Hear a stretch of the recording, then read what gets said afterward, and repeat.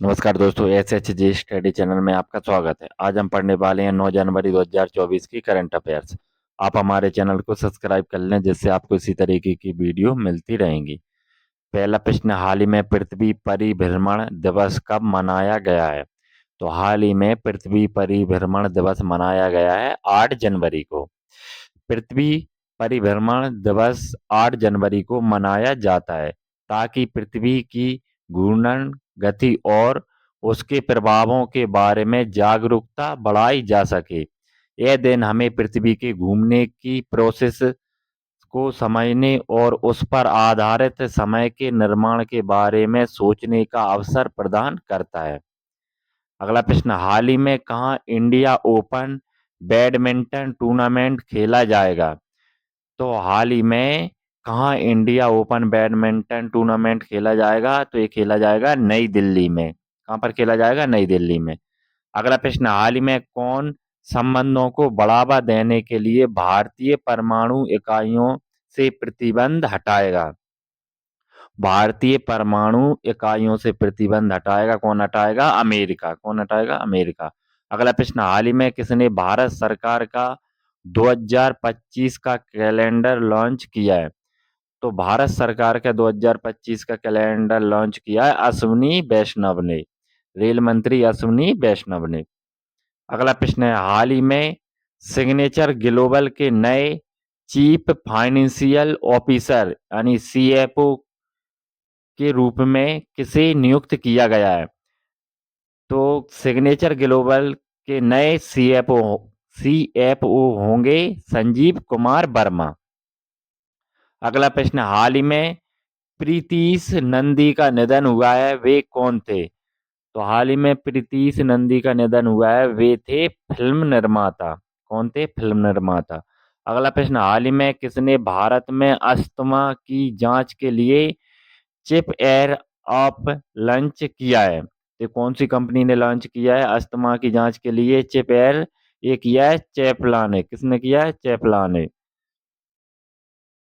अगला प्रश्न, हाल ही में कौन दुनिया की सबसे बुजुर्ग जीवित व्यक्ति बनी है? हाल ही में कौन दुनिया की सबसे बुजुर्ग जीवित व्यक्ति बनी है? तो ये बनी है एना कैनावारो। कौन बनी है? एना कैनावारो। ये कौन से देश की है? ब्राजील की हैं।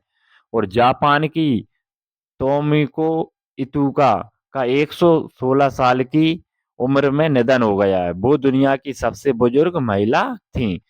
और एन्हा कैनावारो भी 116 साल की उम्र की महिला हैं, जो अभी वर्तमान में दुनिया की सबसे बुजुर्ग महिला हैं। और कौन से देश की हैं? ब्राजील की। अगला प्रश्न, हाल ही में जॉन ड्रामानी महामा ने किस देश के राष्ट्रपति के रूप में शपथ ली है? तो हाल ही में जॉन ड्रामानी महामा ने घाना के राष्ट्रपति के रूप में शपथ ली है।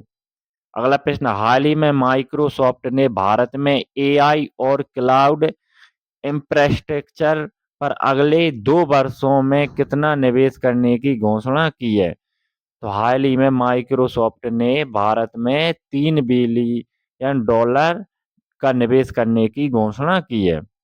अगला प्रश्न, हाल ही में किसने सड़क दुर्घटना पीड़ितों के लिए कैशलेस उपचार योजना शुरू की है? तो ये योजना शुरू की है नितिन गडकरी ने। किसने की है? नितिन गडकरी ने। केंद्रीय मंत्री नितिन गडकरी ने सड़क दुर्घटना पीड़ितों को वित्तीय सहायता प्रदान करने के लिए कैशलेस ट्रीटमेंट योजना शुरू करने की घोषणा की है। इस योजना के तहत सरकार 7 दिनों के लिए यानी 1.5 लाख तक के उपचार खर्च के कवर करेगी, बशर्ते पुलिस को दुर्घटना के बारे में 24 घंटे के भीतर सूचना मिल जानी चाहिए या सूचित किया जाए।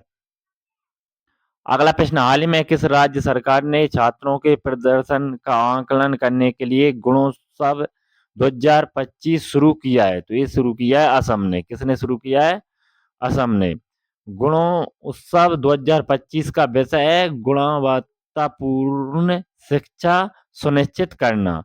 पहले चरण में राज्य के 11 जिलों के 16,056 स्कूलों और 14,11,874 विद्यार्थियों का 6,365 कर मूल्यांकनकर्ताओं की सहायता से मूल्यांकन किया जाएगा।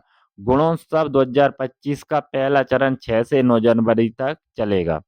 अगला प्रश्न, हाल ही में रक्षा मंत्री राजनाथ सिंह ने किस देश के रक्षा मंत्री मोहम्मद घहसान मामून के साथ द्विपक्षीय वार्ता की है?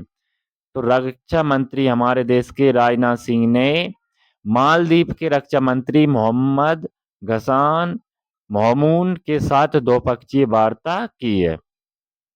अगला प्रश्न, हाल ही में आशीष नेतानी को किस हाईकोर्ट के न्यायाधीश के रूप में नियुक्त किया गया है? तो आशीष नेतानी को उत्तराखंड के न्यायाधीश के रूप में नियुक्त किया गया है। अगला प्रश्न, हाल ही में किसे एसरो का नया अध्यक्ष नियुक्त किया गया है? तो एसरो के नए अध्यक्ष होंगे बी नारायणन। कौन होंगे? बी नारायणन एसरो के नए अध्यक्ष होंगे।